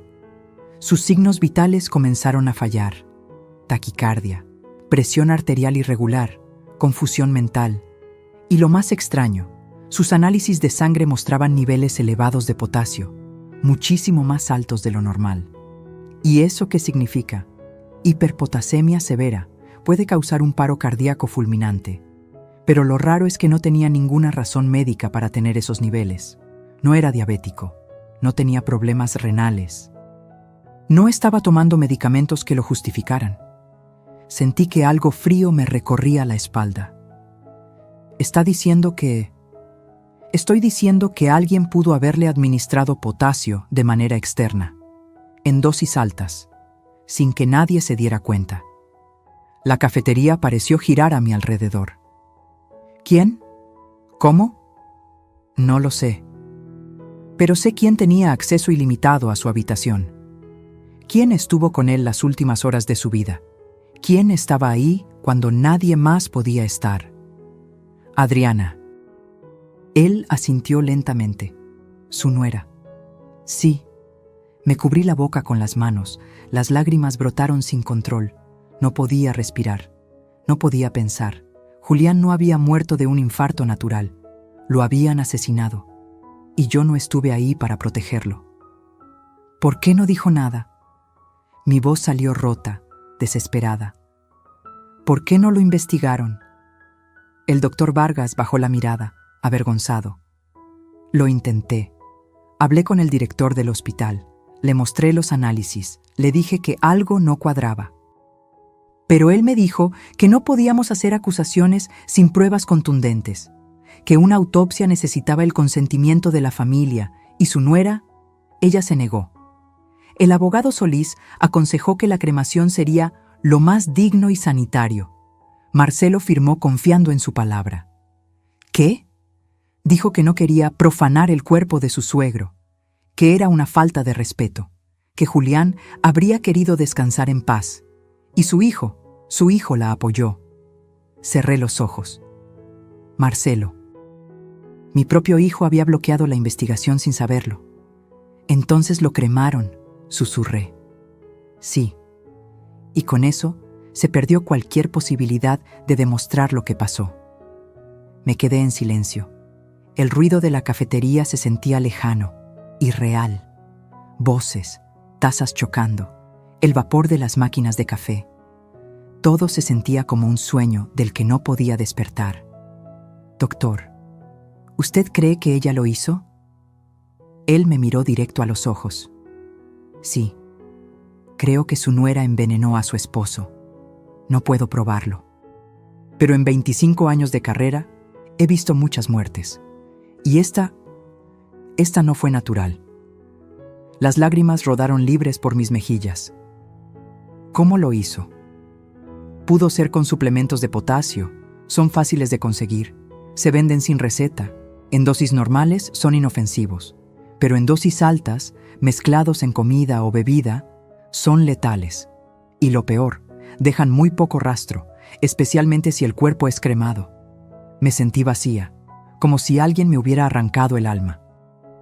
Él confiaba en ella, dije con voz temblorosa. Julián confiaba en todo el mundo. Era su mayor virtud y su perdición. Lo siento mucho, señora Montes. ¿Puedo quedarme con estos documentos? Él empujó la carpeta hacia mí. Son copias. Úselas como necesite. Si esto llega a un juicio, yo declararé. No me importa lo que me pase. Su esposo merece justicia. Le apreté la mano con fuerza. Gracias. No sabe cuánto significa esto para mí. Cuando el doctor Vargas se fue, me quedé sentada en esa cafetería durante casi 1 hora. No podía moverme. No podía llorar más. Solo estaba ahí, mirando por la ventana, viendo a la gente entrar y salir del hospital. Familias preocupadas, enfermos caminando despacio, doctores con prisa, y yo, una viuda de 68 años, cargando el peso de una verdad insoportable. Julián había sido asesinado. Mi esposo, el amor de mi vida, el padre de mis hijos, había sido envenenado lentamente por la mujer en la que confiamos, la mujer que llamábamos familia. Y lo peor de todo, mi hijo seguía sin creerme. Marcelo me había dicho paranoica. Me había dicho que dejara de inventar cosas. Me había dicho que Adriana era inocente. ¿Cómo le dices a un hijo que su esposa es una asesina? ¿Cómo destruyes su mundo para salvar la verdad? Me levanté de la mesa. Pagué. Salí a la calle. El aire frío de la tarde me golpeó la cara, pero no lo sentí. Caminé sin rumbo durante un rato. Pasé frente a una iglesia. Dudé. Hacía años que no entraba a una, pero algo me empujó adentro. El interior estaba casi vacío. Solo una señora mayor rezando en la primera fila y el olor a incienso flotando en el aire. Me senté en una banca del fondo y miré hacia el altar. Julián, susurré. No pude protegerte. Perdóname. Las lágrimas volvieron, silenciosas, amargas. Pero te juro por lo que más quiero que ella va a pagar. Te lo juro. Aunque me cueste todo lo que me queda, ella va a pagar. Salí de la iglesia con los ojos hinchados, pero con algo nuevo en el pecho. Propósito. Ya no era solo dolor lo que sentía, era determinación. Adriana había destruido a mi familia, había matado a mi esposo, había intentado matarme a mí. Pero cometió un error fatal, me subestimó. Creyó que una mujer mayor, sola, sin poder, sería fácil de eliminar. Pero se equivocó. Porque el dolor puede romperte, o puede convertirte en algo más fuerte de lo que jamás imaginaste. Y yo acababa de decidir que mi dolor no me iba a destruir. Iba a ser mi arma. Y con esa arma iba a hacer justicia, aunque fuera lo último que hiciera en esta vida. Esa noche no dormí. Me quedé despierta en la mesa del comedor, rodeada de papeles, fotos, documentos bancarios, todo extendido como las piezas de un rompecabezas macabro. Y yo, en el centro, intentando armar la imagen completa de la traición. Pero sabía que no podía hacerlo sola. Necesitaba ayuda profesional, alguien que supiera moverse en las sombras, alguien que pudiera encontrar lo que yo no podía ver. Y conocía a la persona perfecta, Rafael Cedeño. Había sido socio de Julián hace más de 15 años, en los primeros proyectos de construcción. Un hombre brillante, meticuloso, con esa habilidad rara de ver lo que otros ignoran. Pero después de un problema legal que casi lo arruina, Rafael dejó el mundo de los negocios y se dedicó a otra cosa: investigación privada. Julián siempre decía que Rafael tenía olfato de sabueso, y yo necesitaba exactamente eso. Lo llamé a las 7 de la mañana. ¿Elvira? Su voz sonó sorprendida. ¿Cuánto tiempo? Lo siento mucho por Julián. Era un gran hombre. Gracias, Rafael. Necesito verte. Es urgente. Hubo una pausa. ¿Estás bien? No, pero voy a estarlo. ¿Puedes reunirte conmigo hoy? Dime dónde. 2 horas después estábamos sentados en un restaurante discreto en la colonia Condesa. Rafael llegó con un portafolio de cuero gastado y esa mirada penetrante que siempre me había intimidado un poco. 52 años, cabello corto con canas en las sienes, barba de 3 días, traje oscuro sin corbata. Se sentó frente a mí y fue directo al grano. ¿Qué necesitas? Le conté todo, cada palabra, cada detalle, el grito del flaco, el cable cortado, la bolsa con gasolina, el testamento modificado, los rumores del pueblo, la reunión con el doctor Vargas, el envenenamiento, las transferencias bancarias. Rafael no me interrumpió ni una sola vez. Solo escuchaba, tomando notas en una libreta pequeña con una pluma negra. Sus ojos nunca dejaron de mirarme. Cuando terminé, cerró la libreta y exhaló lento. Esto es grave, Elvira, muy grave. Lo sé. Si lo que dices es cierto, tu nuera no solo es una ladrona, es una asesina. Por eso necesito pruebas. Pruebas que un juez no pueda ignorar. Pruebas que obliguen a mi hijo a abrir los ojos. Rafael se recargó en la silla, pensativo. ¿Cuánto dinero tienes disponible? Lo que sea necesario. Porque esto no va a ser barato. Vamos a necesitar rastrear cuentas bancarias, conseguir registros telefónicos, investigar su pasado, tal vez contratar vigilancia. Y todo tiene que hacerse con discreción absoluta. Si ella se entera de que la estás investigando, lo sé. Podría desaparecer, o peor, intentar matarme de nuevo. Exacto. Saqué un cheque que había preparado esa mañana. 50,000 pesos. Lo puse sobre la mesa. Esto es solo el adelanto. Rafael miró el cheque, luego me miró a mí. ¿Estás segura de que quieres hacer esto? Porque una vez que abramos esta caja, no hay vuelta atrás. Lo que encontremos puede cambiar tu vida para siempre. Mi vida ya cambió, Rafael. Ya perdí a mi esposo. Ya perdí la confianza de mi hijo. Ya casi pierdo mi propia vida. No tengo nada más que perder, excepto mi dignidad, y esa no pienso regalársela. Él sonrió apenas, una sonrisa triste pero respetuosa. Julián tenía razón sobre ti. Siempre decía que eras la más fuerte de los dos. Tomó el cheque y lo guardó. Está bien, acepto el caso, pero vamos a hacer esto a mi manera, sin emociones, solo hechos, solo evidencia sólida. ¿De acuerdo? De acuerdo. Durante los siguientes 10 días, Rafael trabajó en silencio. Yo seguí con mi vida normal. O al menos, aparentándolo. Iba al mercado, visitaba a mi hermana, atendía el jardín, sonreía cuando era necesario, pero por dentro, cada segundo era una tortura de espera. Rafael me llamaba cada 2 días para actualizarme. Primera llamada. Encontré algo interesante. Adriana no se llama realmente Adriana Salazar. Cambió su nombre hace 8 años. Su nombre original era Adriana Méndez Ruiz y tiene antecedentes. ¿Qué tipo de antecedentes? Fraude menor. Hace 10 años fue acusada de estafar a un hombre mayor en Guadalajara. El caso se cerró porque el hombre murió antes del juicio. La sangre se me heló. ¿Murió? Infarto. Al menos, eso dice el certificado de defunción. Pero las coincidencias empiezan a ser demasiadas, ¿no crees? Segunda llamada. Las transferencias que encontraste no son las únicas. Hay más. Muchas más. Coincidía con lo que ya había hallado. 8 millones en total, 6 antes de su muerte y 2 después. Todas realizadas durante el último año. Todas a cuentas que Adriana controlaba. Pero lo interesante es que algunas de esas transferencias se hicieron desde su cuenta personal, después de que él estuviera hospitalizado. Eso es imposible. Él estaba inconsciente. Exacto, lo que significa que alguien tenía acceso a sus contraseñas bancarias, y solo hay una persona que pudo tenerlas. Tercera llamada. Contraté vigilancia. Adriana se ha reunido 3 veces en la última semana con un hombre, mismo tipo que describe tu testigo.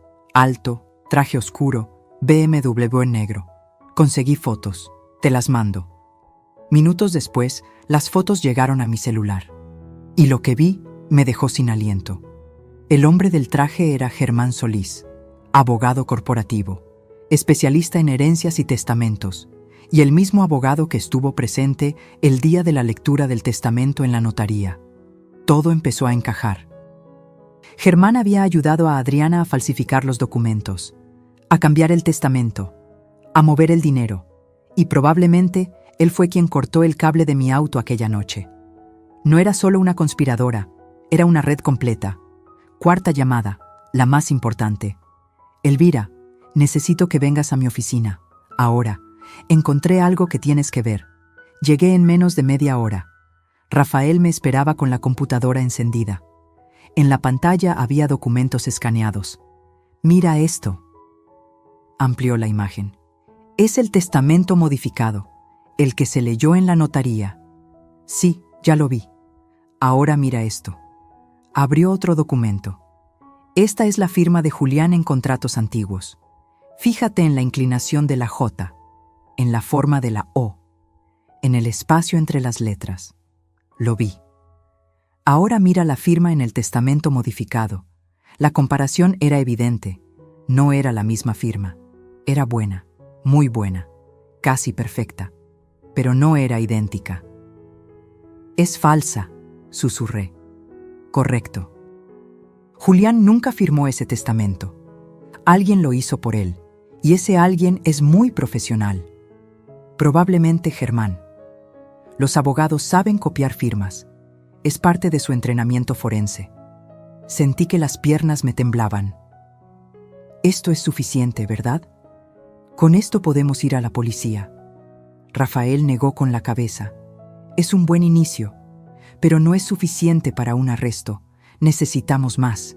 Necesitamos una confesión, o al menos algo que los ate directamente al crimen. ¿Y cómo conseguimos eso? Él me miró con esa intensidad que me daba escalofríos. Tendiéndoles una trampa. Mi corazón latió más rápido.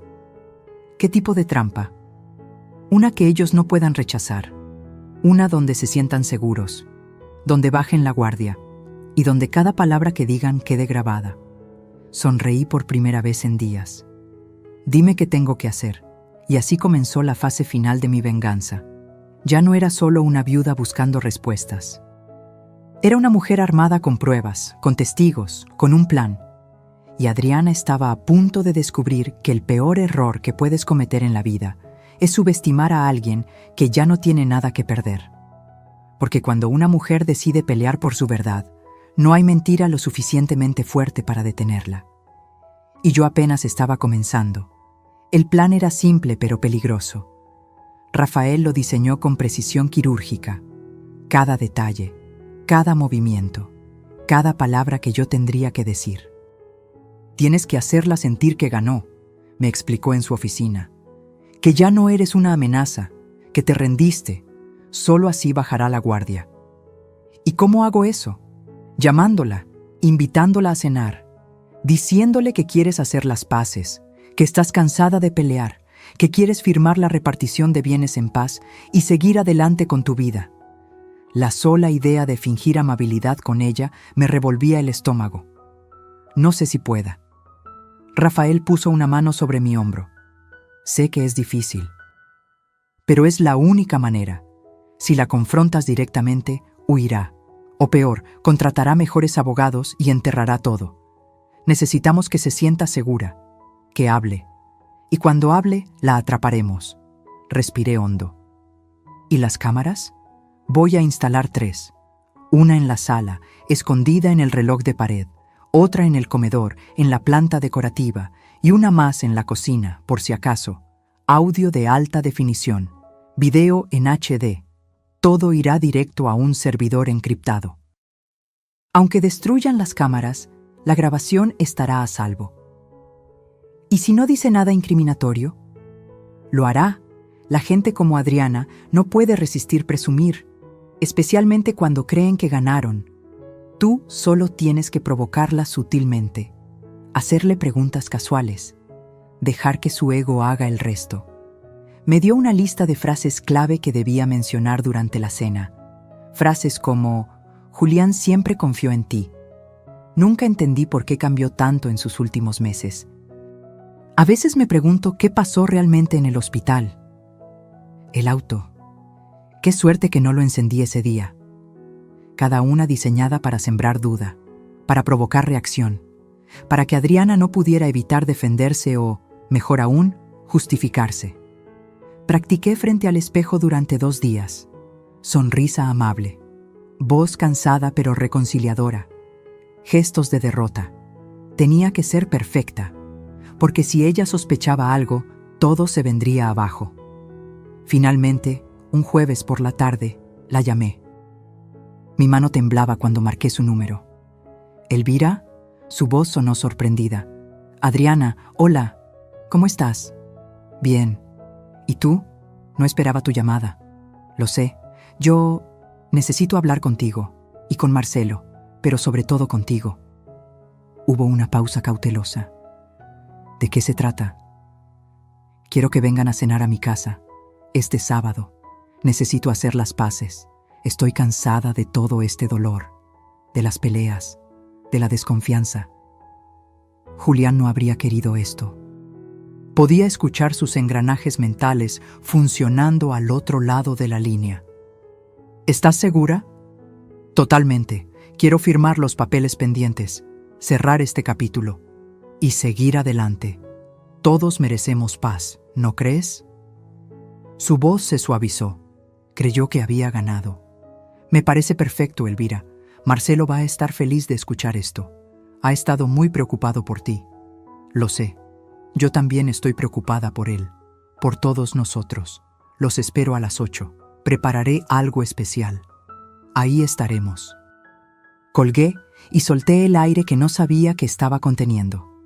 Rafael, que había estado escuchando desde el otro cuarto, entró con una sonrisa. Perfecto. Cayó completamente. Ahora solo falta que el sábado salga todo bien. Saldrá bien. Confía en el proceso. El viernes, Rafael llegó temprano a instalar las cámaras. Trabajó durante 3 horas, ajustando ángulos, probando audio, asegurándose de que todo quedara invisible pero funcional. Cuando terminó, me mostró cómo se veía desde su laptop. La sala, el comedor, la cocina, todo en pantalla dividida, imagen nítida, audio claro. Recuerda, me dijo antes de irse, mantén la calma, no la acuses de nada, solo deja que hable. La verdad siempre sale cuando la gente se siente cómoda. El sábado llegó como una tormenta silenciosa. Pasé el día cocinando. Preparé mole poblano, arroz rojo, frijoles refritos. El postre favorito de Marcelo, flan napolitano. Puse la mesa con el mantel bordado que usábamos en ocasiones especiales. Velas, flores frescas, Todo tenía que parecer auténtico. A las 8 en punto sonó el timbre.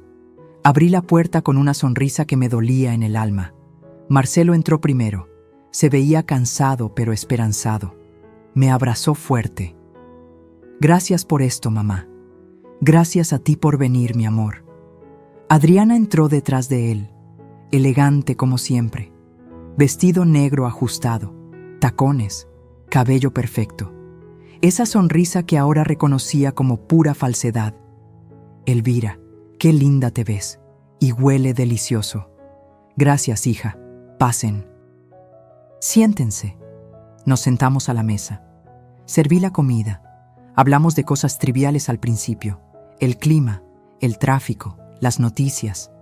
Marcelo parecía relajado, feliz de vernos juntas sin pelear. Adriana, en cambio, me observaba, todavía cautelosa, todavía evaluando. Entonces, mientras servía más vino, solté la primera frase clave. Sabes, Adriana, a pesar de todo, sé que Julián confiaba mucho en ti. Ella sonrió. Él era un hombre maravilloso, muy generoso. Lo era, a veces demasiado. Hice una pausa. Nunca entendí por qué cambió tanto en sus últimos meses. Se volvió tan distante. Adriana tomó un sorbo de vino, pensativa. Creo que estaba cansado. El trabajo, el estrés. Ya sabes cómo es esto de los negocios. Tal vez. Pero era extraño. Sobre todo cuando empezó a enfermarse. Los doctores nunca encontraron una explicación clara. La miré directamente a los ojos. Ella sostuvo mi mirada sin pestañear. A veces la vida es así, Elvira. Injusta, inexplicable. Supongo que sí. Me limpié la boca con la servilleta. Me alegra que estuvieras con él en el hospital. No habría soportado que muriera solo. Alguien tenía que estar ahí. Su voz tenía un tono casi orgulloso. Alguien que supiera cuidarlo bien. Marcelo interrumpió, incómodo. Mamá, tal vez no deberíamos hablar de esto ahora. Tienes razón, mi amor. Perdón. Sonreí. Es solo que a veces me pregunto qué habría pasado si las cosas hubieran sido diferentes. Adriana se inclinó hacia adelante, con los ojos brillantes. ¿Diferentes cómo? No lo sé. Si yo hubiera estado ahí, si hubiera insistido en que lo revisaran más doctores, si... Hice una pausa dramática. Si hubiera encendido el auto ese día. El silencio que siguió fue eléctrico. Adriana parpadeó. Solo una vez, pero fue suficiente. ¿Qué auto?, preguntó, pero su voz sonaba forzada. Mi auto, hace unas semanas, tenía un problema mecánico extraño. El mecánico dijo que era casi como si alguien lo hubiera saboteado. Me reí suavemente. Pero eso sería ridículo, ¿verdad? Ella no respondió de inmediato. Sus dedos apretaron la copa de vino. Ridículo, repitió finalmente, pero su sonrisa ya no llegaba a sus ojos. Y yo supe en ese momento que la tenía. Que cada palabra que saliera de su boca a partir de ahora quedaría grabada. Y que la trampa acababa de cerrarse. Solo faltaba esperar a que ella misma se ahorcara con su propia lengua. Porque la verdad siempre encuentra la manera de salir, especialmente cuando la empujas con las preguntas correctas. La cena continuó durante otra hora. Yo seguía con mi papel de viuda cansada y reconciliadora. Adriana, en cambio, comenzaba a mostrar grietas, pequeñas, casi imperceptibles, pero estaban ahí. Se tocaba el cuello nerviosamente. Bebía vino más rápido de lo normal. Miraba hacia la puerta cada tanto, como si quisiera escapar. Pero lo más importante, hablaba demasiado.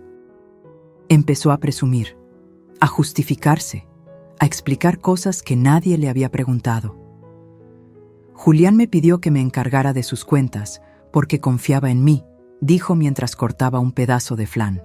Decía que yo tenía mejor cabeza para los números que Marcelo. Sin ofender, amor. Marcelo sonrió incómodo. No te ofendas, mamá, pero es verdad. Yo siempre fui terrible con las finanzas. Lo sé, mi cielo. Miré a Adriana. Y es admirable que Julián confiara tanto en ti. Aunque debo confesar que me sorprendió que moviera tanto dinero sin decirme nada. Ella dejó el tenedor sobre el plato. Eran inversiones, oportunidades que no podían esperar. Él entendía eso. Por supuesto, aunque...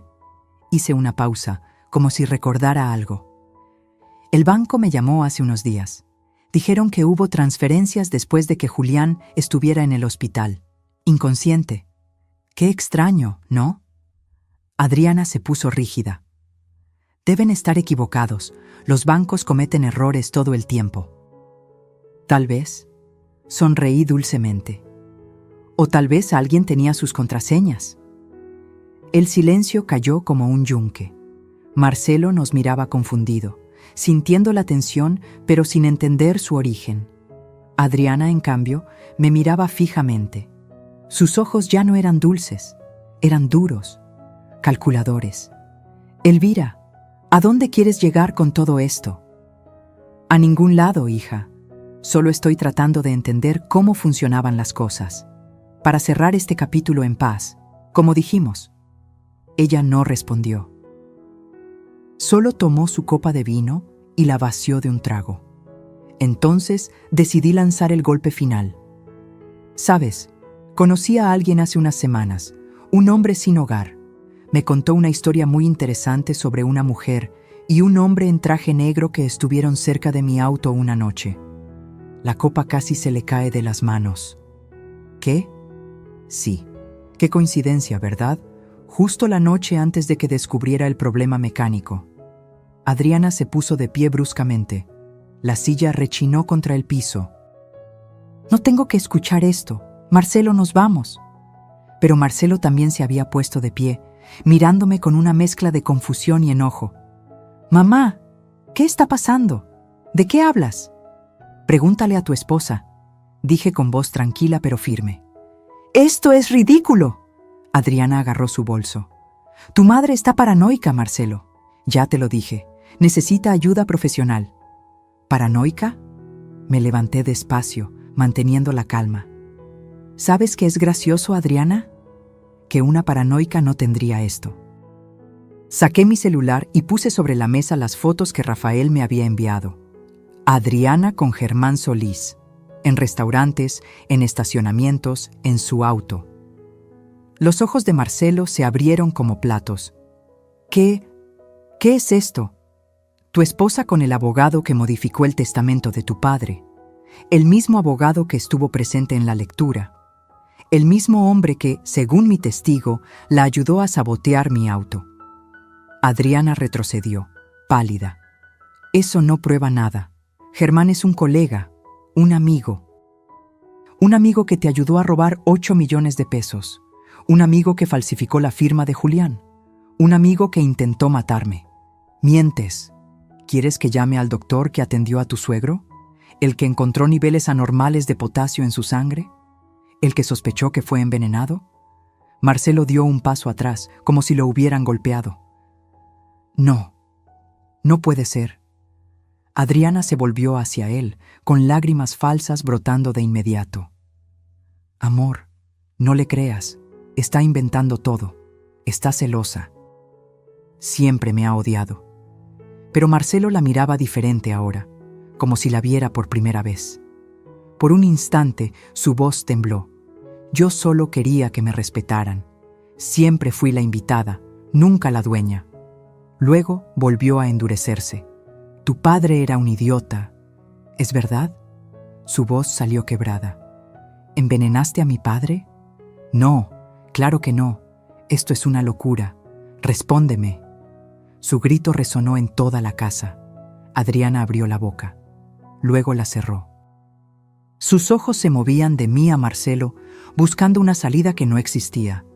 Y entonces hizo lo peor que pudo haber hecho. Sonrió. Una sonrisa fría, calculadora, vacía de cualquier pretensión de inocencia. Tu padre era un idiota, dijo con voz cortante. Un viejo tonto que firmaba lo que fuera con tal de que lo hicieran sentir importante. Fue tan fácil manipularlo que hasta daba risa. Marcelo retrocedió como si lo hubieran apuñalado. Dios mío. ¿Y sabes qué?, continuó Adriana, ahora sin freno. Me arrepiento de solo una cosa, de no haber terminado el trabajo con ella también. Me señaló con desprecio. Pero no te preocupes, todavía hay tiempo. Sacó algo de su bolso, un cuchillo pequeño, plateado, filoso. Marcelo gritó: «Adriana, no». Pero ella ya se había lanzado hacia mí. No tuve tiempo de pensar, solo de reaccionar. Me moví hacia un lado. El cuchillo pasó rozando mi brazo, rasgando la manga de mi blusa, y entonces la puerta principal se abrió de golpe. Rafael entró corriendo, seguido de 2 policías uniformados. «¡Al suelo! ¡Suelte el arma!», gritó uno de ellos mientras apuntaban a Adriana.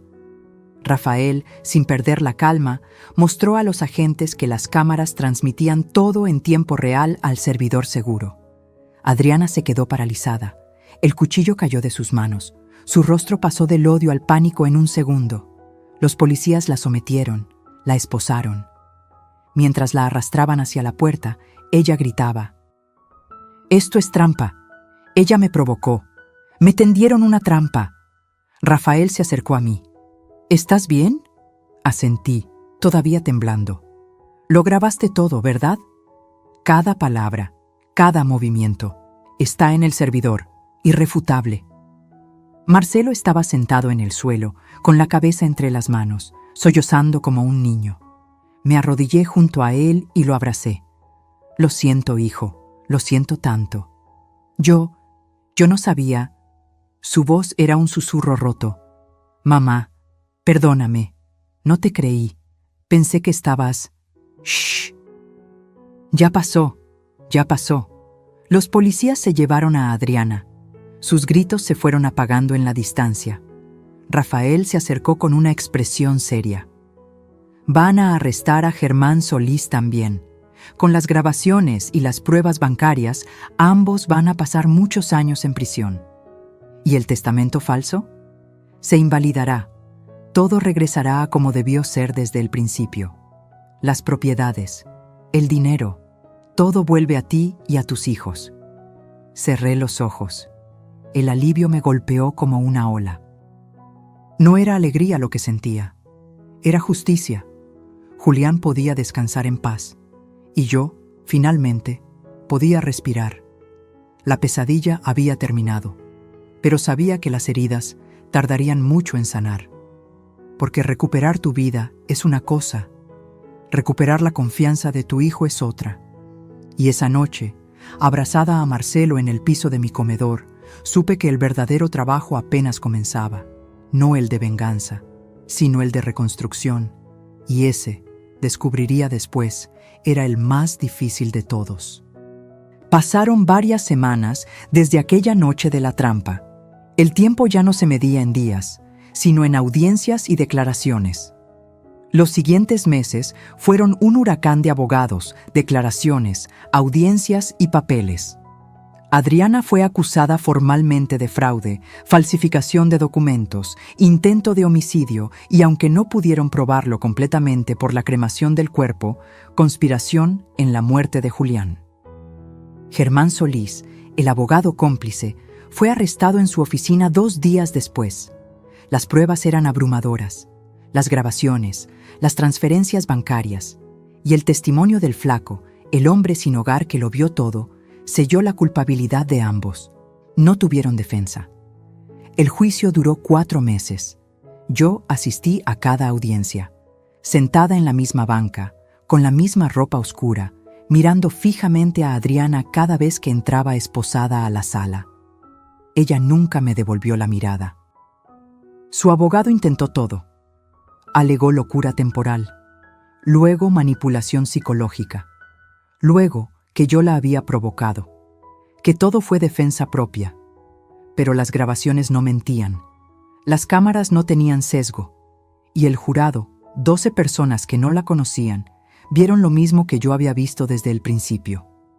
Una mujer sin escrúpulos, capaz de cualquier cosa por dinero. El día del veredicto, la sala estaba llena. Familiares, periodistas, curiosos atraídos por el escándalo. Marcelo estaba sentado a mi lado, pálido, con las manos entrelazadas sobre las rodillas. Había perdido tanto peso en esos meses que parecía otra persona.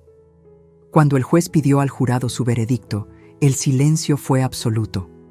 ¿Han llegado a un veredicto? Sí, su señoría. ¿Cómo encuentran a la acusada, Adriana Méndez Ruiz, en los cargos de fraude, falsificación y tentativa de homicidio? Culpable, en todos los cargos. Escuché a Marcelo soltar un suspiro tembloroso. Yo no sentí nada. Solo un vacío extraño, como si algo dentro de mí se hubiera apagado y no pudiera volver a encenderse. El juez golpeó el mazo. La sentencia será de 18 años de prisión sin posibilidad de libertad condicional antes de cumplir al menos 12 años. 18 años. Adriana tenía 32. Saldría a los 50, si es que salía. La vi levantarse, esposada, escoltada por 2 oficiales. Por un momento giró la cabeza hacia mí. Nuestros ojos se encontraron. No había rabia en su mirada. No había arrepentimiento, solo vacío. Y entonces la sacaron de la sala. Germán Solís recibió 15 años. Su carrera, destruida. Su reputación, en ruinas. Después de la sentencia, Rafael me esperaba en el pasillo del juzgado. Se hizo justicia, dijo. Yo asentí, pero no pude sonreír. ¿Por qué no me siento mejor? Él puso una mano sobre mi hombro. Porque la justicia no borra el dolor, Elvira, solo cierra el círculo. El resto lo tienes que hacer tú. Tenía razón. 2 semanas después, el testamento falso fue oficialmente anulado. Las 3 propiedades que Adriana había robado fueron devueltas a mi nombre. Los 8 millones de pesos que había movido fueron rastreados y recuperados. Todo lo que Julián construyó durante su vida volvió a donde siempre debió estar, con su familia legítima. Pero el dinero ya no me importaba. Lo que me importaba era otra cosa. Una tarde de domingo, Marcelo vino a visitarme. Traía flores, lirios blancos, mis favoritos. Nos sentamos en la terraza, bajo el sol suave de la tarde, con el sonido de los pájaros de fondo. Durante mucho tiempo no hablamos. Finalmente, él rompió el silencio. Mamá, nunca te voy a poder pedir suficiente perdón. No necesitas hacerlo. Sí necesito. Su voz se quebró. Te fallé. Fallé a papá. Dejé que esa mujer destruyera todo. Y lo peor es que no te creí. Te llamé paranoica. Te di la espalda cuando más me necesitabas. Puse mi mano sobre la suya. Estabas enamorado. Y el amor ciega. Lo sé mejor que nadie. No es excusa. No, pero es una explicación. Lo miré a los ojos. Hijo, Adriana no te engañó solo a ti. Nos engañó a todos. Era muy buena en lo que hacía. Demasiado buena. Y tú solo querías ser feliz. No hay nada de malo en eso. Las lágrimas rodaron por sus mejillas. ¿Cómo puedes perdonarme? Porque eres mi hijo, y porque sé que tu padre también te habría perdonado. Él te amaba, y donde quiera que esté, sé que solo quiere verte feliz. Marcelo se derrumbó. Lloró como no lo había hecho en años, y yo lo abracé, como cuando era niño. Como cuando se caía y venía corriendo a buscar consuelo en mis brazos, porque eso nunca cambia. Un hijo siempre será tu hijo, sin importar cuánto tiempo pase, sin importar cuántos errores cometa. El amor de una madre no tiene condiciones. Ese mismo mes tomé una decisión. Vendí 2 de las propiedades que Adriana había intentado robar. Con ese dinero, creé un fondo fiduciario para mi nieto, el hijo de Marcelo, que apenas tenía 6 años. Un niño inocente que había perdido a su abuelo y ahora crecería sin madre. Quería asegurarme de que él estuviera protegido, de que tuviera un futuro, de que las mentiras de Adriana no arruinaran también su vida. El resto del dinero lo doné. Parte fue para el Hospital San Rafael, con la condición de que mejoraran sus protocolos de seguridad para pacientes vulnerables. Otra parte fue para un refugio de personas sin hogar, porque el flaco me había salvado la vida. Y si él, alguien invisible para la sociedad, pudo ser mi ángel guardián, entonces había miles como él que merecían una oportunidad. No lo hice por reconocimiento. Lo hice porque Julián habría hecho lo mismo, y porque finalmente entendí algo que me había tomado toda una vida aprender. La verdadera riqueza no está en lo que posees, está en lo que haces con lo que tienes. Está en cómo tratas a las personas que no pueden darte nada a cambio. Está en dormir tranquila sabiendo que hiciste lo correcto, aunque nadie te estuviera mirando. Una tarde, mientras organizaba el estudio de Julián, encontré una carta. Estaba escondida dentro de uno de sus libros favoritos, una carta que nunca envió, fechada 2 semanas antes de morir. Decía: Elvira, si estás leyendo esto, es porque algo me pasó. Necesito que sepas que cometí errores. Confié en la persona equivocada. Dejé que alguien entrara demasiado en mi vida, en nuestras finanzas, en nuestra familia.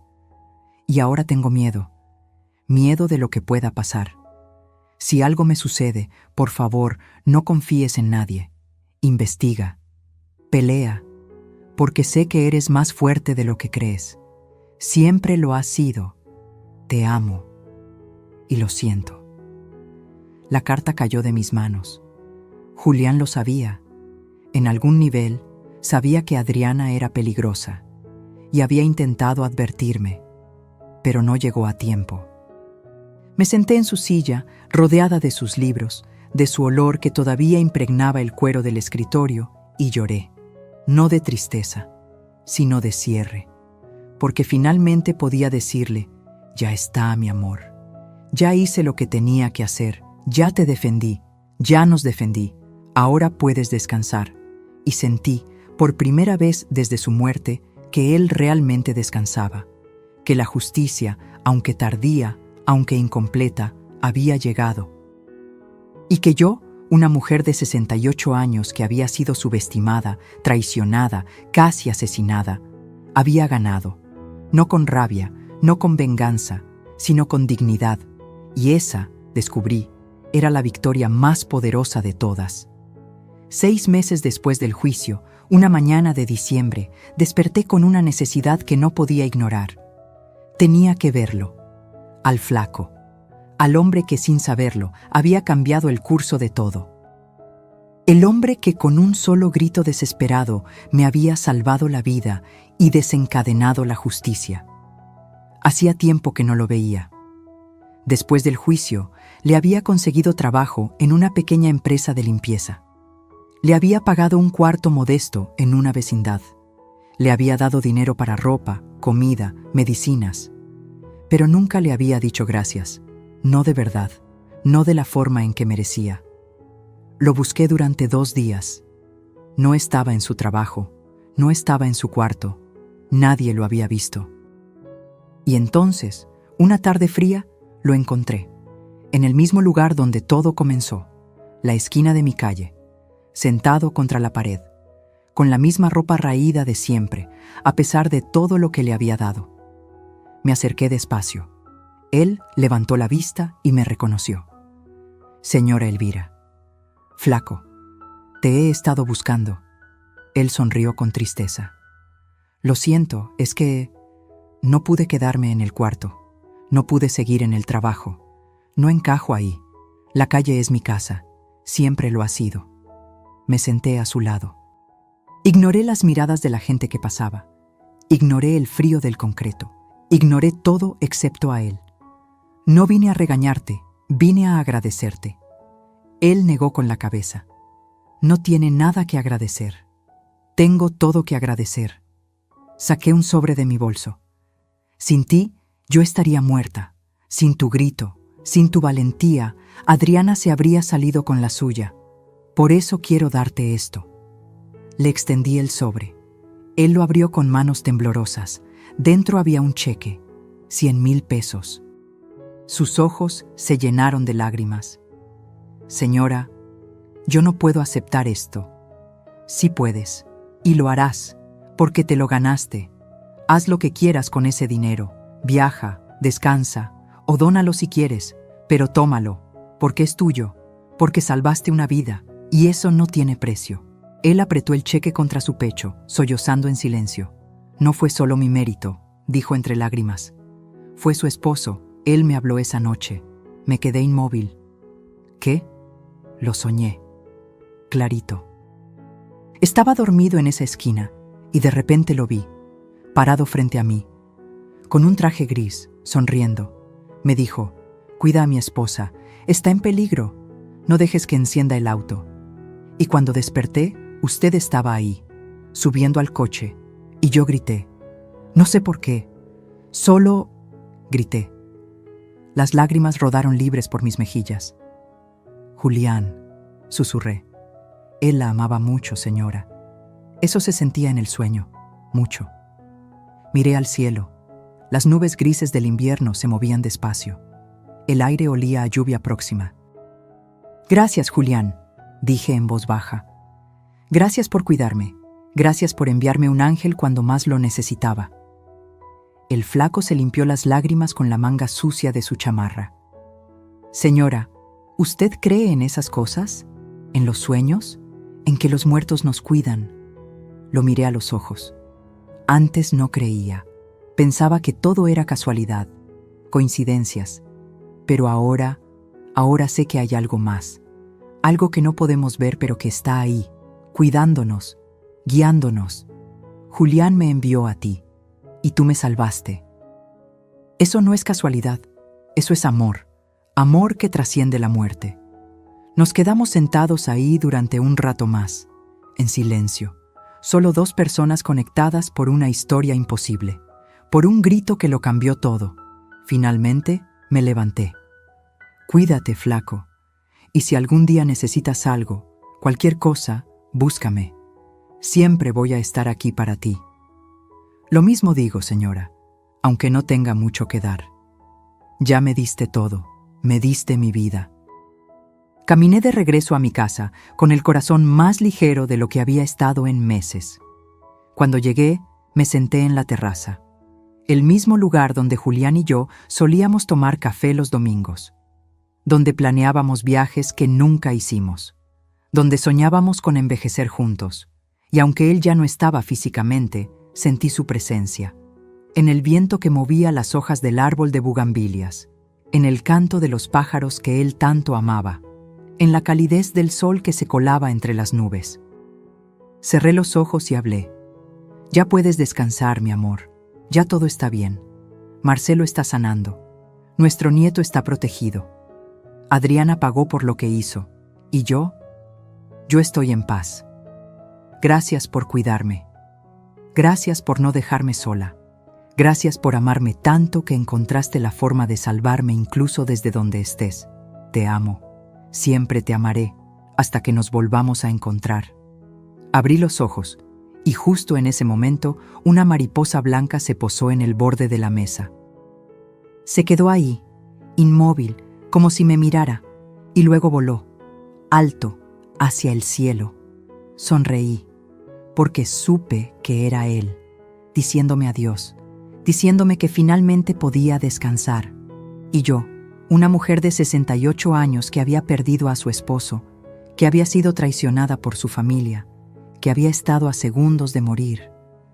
Yo había sobrevivido, no solo físicamente, sino con mi dignidad intacta, con mi amor propio recuperado, con mi verdad defendida. Y aunque el camino había sido doloroso, aunque las cicatrices todavía dolían, sabía algo con certeza absoluta: valió la pena. Porque la verdad siempre vale la pena, porque la justicia, aunque lenta, siempre llega, y porque una mujer que decide defender lo que es suyo, lo que es correcto, lo que es justo, esa mujer es imparable, y yo acababa de descubrir que siempre había sido esa mujer. Solo necesitaba que me quitaran todo para darme cuenta. Mi amba se fue por fin. Esta historia tocó mi corazón de una manera que nunca imaginé, porque me recordó que no importa cuántos años tengas, no importa cuántas veces te hayan subestimado, no importa cuánto dolor cargues, siempre, siempre tienes el poder de levantarte, de pelear por tu verdad, de reclamar tu dignidad. ¿Y tú? ¿Alguna vez has tenido que enfrentar una traición familiar? ¿Alguna vez tuviste que defenderte cuando nadie te creía? Déjame tu comentario. Cuéntame tu historia. Dime desde dónde me estás viendo, porque cada historia importa. Cada voz cuenta. Y juntos formamos una comunidad de personas que no se rinden. Si esta historia te conmovió, si te hizo sentir algo, si te dejó pensando, dale like, compártela con alguien que necesite escucharla. Y suscríbete para seguir compartiendo historias de vida reales que te recuerden que nunca, nunca estás solo. Porque la verdadera riqueza no está en lo que posees, sino en lo que no permites que te quiten. Y lo más valioso que tienes es tu dignidad. Nunca, nunca la vendas. Nos vemos en la próxima historia. Con cariño, tu narradora de historias que nunca se rinde.